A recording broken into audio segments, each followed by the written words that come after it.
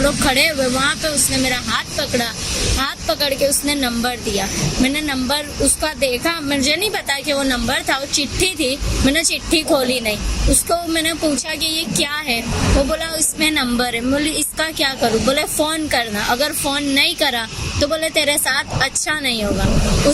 उसके बाद ये मेरी ननद थी, उसने उसको चिट्ठी दी, उसने चिट्ठी नहीं ली, उसने ओढ़ना उठा के अपना उसके हाथ से मतलब उसके जंपर के अंदर चिट्ठी डाली। वहाँ से हमने पुलिस को फोन करा, पुलिस ने फोन उठाया भी, बोले 5 मिनट में आती है। दूसरा 5 मिनट हो गए, 5 मिनट तक पुलिस नहीं आई। दूसरा फोन करा, ऐसे करके हमने 8 फोन करे, पुलिस कोई आई नहीं। उनकी साइड जो कोई वकील थी कमलाबेन राठौड़ करके, वो हमारे को पूछ के नीचे लेके गई। उसके बाद वो हमको धमकी दी उसने मेरे को कि तुम लोग तुम्हारा केस वापस ले लो, समाधान कर लो।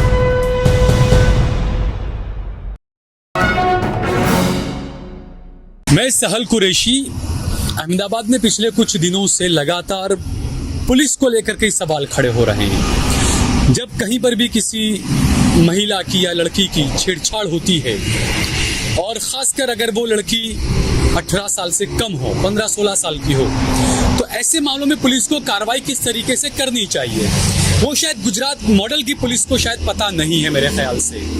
मेरे साथ में 2 लड़कियां हैं, एक की उम्र 15 साल है, एक की उम्र 19 साल है। ये दोनों लड़कियां शाम में 7 बजे सब्जी वगैरह लेने के लिए घर से बाहर निकलती हैं। मामला है अहमदाबाद का। लड़की बाहर निकलती है, इनके पीछे कुछ मन चले लग जाते हैं। लड़की बुर्के में थी, 4 से 5 लड़के इनके पीछे लग जाते हैं, इनका पीछा करते हैं। और उसके बाद में उन लड़कों की हिम्मत इतनी होती है कि सब्जी के ठेले पर आकर इस बुर्के वाली लड़की का हाथ पकड़कर ऊपर लेते हैं और उस हाथ के अंदर अपना नंबर रख देते हैं। ये कहना है इन लड़की का, खुद का, इस दोनों लड़कियों का ये कहना है। ये मामला है तकरीबन शाम में 7 साढ़े 7 बजे के आसपास। उसके बाद ये दोनों लड़कियां तकरीबन 6 फोन 100 नंबर पर करती हैं। आप स्क्रीन पर आप देख सकती हैं, कॉलिंग का स्क्रीनशॉट भी हमने लगाया हुआ है। ये लड़कियों ने फोन किए तकरीबन 6 से 7 मरतबा, 100 नंबर पर बार बार शिकायत की। हमेशा ये कहा कि हाँ थोड़ी देर में पुलिस आपके पास पहुंच रही है, लेकिन 1 घंटा हो गया, पुलिस नहीं पहुंचती है। उसके बाद ये दोनों लड़कियां अपने घर जाती हैं, अपने पति को बताती है एक लड़की इनमें से कि भाई ये मामला हमारे साथ में हुआ। दोबारा ये लोग जाते हैं उस जगह पर जहां पर ये घटना हुई। उनमें से 2 लड़के वहां पर बैठे हुए पाए गए और उन लड़कों ने उठकर इनके पति को पिटाई की। समाज की कुछ महिलाओं को आगे कर दिया, क्योंकि वो रमेश, नरेश, मुकेश कोई रहे होंगे। पुलिस ने भी काफी आराम दिया उन लड़कों को, कोई गिरफ्तारी अब तक नहीं हुई। 2 लड़कियां 15 साल की और 19 साल की पुलिस स्टेशन में 8:30-9 बजे से लेकर बैठी रही। पहले कहा गया कि बैठी एफआईआर करेंगे, उसके बाद कहा गया कि ये हमारी हद में नहीं है, आप बापूनगर पुलिस स्टेशन जाइए, शहर कोटड़ा में नहीं आता, इसलिए आप बापूनगर जाइए। लड़कियां और ये लोग बापूनगर गए। एसडीपीआई के कार्यकर्ता वहां पर पहुंचे, एसडीपीआई के कार्यकर्ताओं ने पुलिस से बात की, कुछ वकील भी वहां पर पहुंचे, उन्होंने भी पुलिस से बात की। उसके बाद मामला पहुंचा बापूनगर में भी लड़कियों को बैठाया गया। आप सोचिए ये भयानक कितना है कि शाम 8:30-9 बजे से रात से लेकर सुबह 4 बजे तक ये 15 साल की लड़की पुलिस स्टेशन में रही और एफआईआर नहीं हुई। सुबह तकरीबन 4:30-5 बजे एफआईआर दर्ज की गई, तब तक ये लड़की पुलिस स्टेशन में रही। ये है असली गुजरात मॉडल। क्या क्या हुआ, कैसे हुआ, वो सब हम पूछेंगे इन दोनों लड़कियों से। अच्छा, आपकी उम्र कितनी है? 19 साल। और आपकी उम्र? 15 साल।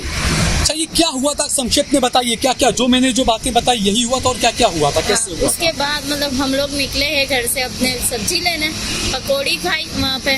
उसके बाद वो लोग जो 4 लड़के थे उन लोगों ने हमको देखा, वो हमारे पीछे लगातार करते रहे। उसके बाद हम लोग सब्जी लेने खड़े हुए, सब्जी के लाड़ी पे हम लोग खड़े हुए, वहाँ पे उसने मेरा हाथ पकड़ के उसने नंबर दिया। मैंने नंबर उसका देखा, मुझे नहीं पता कि वो नंबर था, वो चिट्ठी थी। मैंने चिट्ठी खोली नहीं, उसको मैंने पूछा कि ये क्या है, वो बोला इसमें नंबर है। बोली इसका उसका क्या करूँ? बोले फ़ोन करना, अगर फ़ोन नहीं करा तो बोले तेरे साथ अच्छा नहीं होगा। उसके बाद ये मेरी ननद थी, उसने उसको चिट्ठी दी, उसने चिट्ठी नहीं ली, उसने ओढ़ना उठा के अपना उसके हाथ से मतलब उसके जंपर के अंदर चिट्ठी डाली, दुपट्टा उठा के अंदर चिट्ठी डाली, उठा के चिट्ठी डाली है। और वो चिट्ठी उसने ली नहीं तो उसने ऐसी हरकत करी, मतलब वो पीछे हट गई तो चिट्ठी वहीं पे गिर गई और हम लोग डर गए। तो वो चिट्ठी हमने उठाई नहीं, हम अपने घर गए, अपने हस्बैंड को अपने भाई को बोला, हम साथ में वहाँ पे लेके गए। वो लड़के को हमने ढूंढा, वहाँ पे से 4 में से 2 हाजिर थे, वो दोनों को इन लोगों ने पकड़ा और पूछा कि क्या है, ये क्यों हरकत करी। तो वो सामने वाले ने, उसने मतलब लड़के ने पूरे उसके समाज वालों को बुला लिया और उसके बाद हम लोगों के ऊपर हाथापाई हुई, मारी वहाँ पे हुई है। वहाँ से हमने उसको बोला तू लीगल काम हम लोग करेंगे, हमने तेरे साथ लड़ाई झगड़ा नहीं करना। वहाँ से हमने पुलिस को फोन करा, पुलिस ने फोन उठाया, अभी बोले 5 मिनट में आती है। दूसरा 5 मिनट हो गए, 5 मिनट तक पुलिस नहीं आई, दूसरा फोन करा, ऐसे करके हमने 8 फोन करे, पुलिस कोई आई नहीं। और वो छोकरे वालों के वहाँ से मतलब जितने भी लोग थे वो लोगों ने हमारे साथ मारम पीटी करी। उसके बाद उसको लेके वहाँ से भाग गए हैं वो लोग। उसके बाद हम लोग पुलिस स्टेशन में गए शेरकोटा, वहाँ पे जाके हमने बोला हमारी FIR लिखनी है। वहाँ पे 2 कलाक तक बैठे रहे, कुछ FIR नहीं हुई। वहाँ पे से वो लोग, ये लोग आए हैं, अबरार भाई ने, ये लोग सब वकील ने।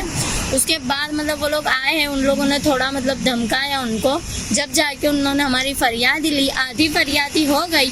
उसके बाद बोलते हमको जगह देखनी है 11:30 बजे। 11:30 बजे हम लोग उनको जगह दिखाने लेके गए। जब जगह दिखाई तो बोले आधा मामला गोमतीपुर का है, आधा मामला हमारा है। तो बोले गोमतीपुर में तुम लोग चले जाओ। उसके बाद कितने बजे की बात है ये? रात में 12 बजे की, रात 12 बजे। हाँ, हम लोग 9 बजे से पुलिस स्टेशन में बैठे थे शेरकोटा में 12 बजे तक। 12 बजे बाद वो लोग बोले ये हमारी हद नहीं है, ये गोमतीपुर की हद लगती है, तुम लोग गोमतीपुर जाओ। गोमतीपुर हम लोग पहुंचे, वहाँ पे जाके हमको मालूम पड़ा FIR लिखने का बोला। वहाँ पे जाके हमको मालूम पड़ा कि वहाँ पे FIR लिखने वाला कोई नहीं है। जो 2 कैसे FIR मालूम पड़ा, किसने बोला? वहीं पे वहाँ पे जो मेन जो होता है वो बैठता है, वहाँ से हमको मालूम पड़ा उसने FIR ली है। बोले FIR लिखने वाला कोई नहीं है, एक सिविल गया, एक LG हॉस्पिटल गया। कितने बजे की घटना है रात में? ये 1 बजे की। 1 बज गया था? हाँ, 1 बज गया था। 12 बजे से वहाँ पे हम लोग तो खड़े। महिला पुलिस वालों को बुलाया था उन्होंने या नहीं वहाँ पर? नहीं, वहाँ पे कोई को नहीं बुलाया था, कोई नहीं। यानी 9 बजे से आप वहाँ बैठी, फिर कोई महिला पुलिस नहीं आई आपसे बात करने? कोई नहीं है। उसके बाद मतलब 1 बजे शायद हम लोग वहाँ 1 बज गया और 2 कलाक उन्होंने वेटिंग का बोला हमको। 2 कलाक भी हमने वेटिंग करी। उसके बाद मतलब एक थोड़ा मतलब यहाँ से प्रेशर गया उनके ऊपर। उसके बाद 2 बजे 2-3 बजे एक पुलिस वाला आया, तो वो आके मतलब हमको बोलना कि हम तुम्हारी FIR लेंगे, पर वो हमको FIR देने के लायक में लगा ही नहीं, क्योंकि वो नशे में पूरा धूप था। नशे में था? हाँ, वो पूरा नशे कैसे में। पता आपको नशे में था? मतलब हम उसके पास खड़े रहे तो हमको स्मेल आने लगी दारू की, और वो ऐसे मतलब खड़े रहने के लायक ही नहीं था, वो पूरा घूम रहा था, चक्कर खा रहा था। उसके बाद जो हमारे वकील थे और जो अबरार भाई थे, उन्होंने उनको समझा के वापस कर दिया। उसके बाद जो मेन जो FIR लिखने वाले थे ना, वो सुबह में 4:30 बजे आए, तो हमारी FIR 4:30 बजे हुई। और महिला पुलिस वाली कब आई? महिला पुलिस वाली कोई आई नहीं है हमारे पास। कोई नहीं आया आपके? नहीं, कोई नहीं आया। कोई पुलिस वाली महिला? कोई FIR, कोई पुलिस वाली नहीं आई है। सुबह में 4:30 बजे हमारी FIR हुई है। हाँ। अच्छा, वो लड़के ने जब आपके दुपट्टा उठा के अंदर आपके कपड़ों में डाल दी चिट्ठी, तो आपने क्या किया? उसको कुछ बोला नहीं आपने? नहीं। क्यों, डर गई थी या क्या था? हाँ, डर गए थे। डर गई थी आप? तो पुलिस चौकी में जब गए आप पुलिस स्टेशन में, तो वहाँ पर पुलिस को आपने सब बताया जो हुआ? हाँ। आपने बाद में पढ़ा क्या लिखा था पुलिस ने उसके अंदर, जो आपने बोला था वो सारी चीजें लिखी थी? और क्या कोई दबाव? क्योंकि अमूमन ये होता है कि ऐसे मामलों में जब कहीं आप FIR करने जाते हैं तो कुछ पुलिस के बहुत प्यार करने वाले लोग आ जाते हैं कि भाई ये मत करो, वो मत करो। हम जब कल हमारे को मतलब पुलिस स्टेशन से संडे के दिन फोन आया कि 2 आरोपी पकड़ा है तुम्हारे केस में, तुम पहचान करना। हम पहचान करने गए, वहाँ पे मेरे को एक का मतलब फेस टू फेस बताया, तो मैंने बोला ये नहीं था। एक का फोटो बताया, मैंने बोला ये भी नहीं था।